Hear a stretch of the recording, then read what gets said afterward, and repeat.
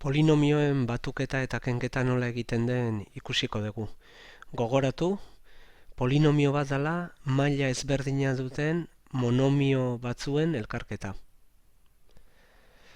Adibide honekin esplikatuko dugu.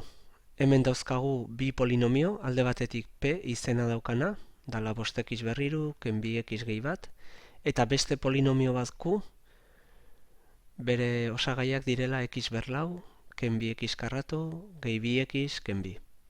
Eta eskatzen digutena da bi gauza egiteko, alde batetik p gehi q, hau da bi polinomioien batuketa, eta beste aldetik p minus q, polinomio hau, ken hau.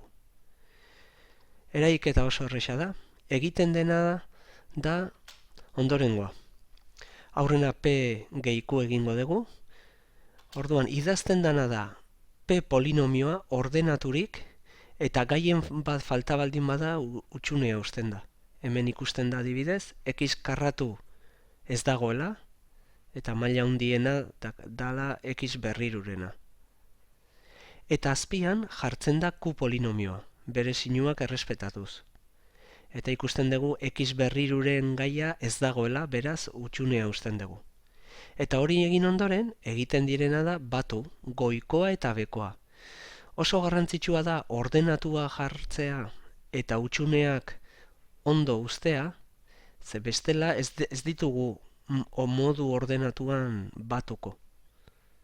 Orduan, bat gehi minus bi da minus bat, barkatu, minus 2x gehi 2x 0 da, beraz ez dugu ezer jarriko, 0 ken 2x karratu da ken 2x karratu, 5x berriru gehi 0 izango da 5x berriru, eta 0 ken x berlau izango da minus x berlau.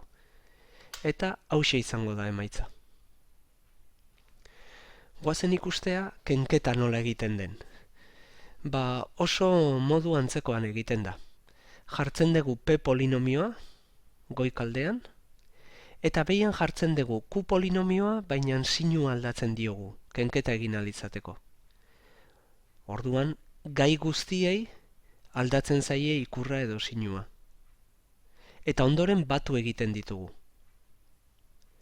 Bat gehi bi iru, minus bi minus lau x, 0 gehi bi gehi 2x karratu, 5 gehi 0 5x berriru, eta 0 gehi x berlau, x berlau.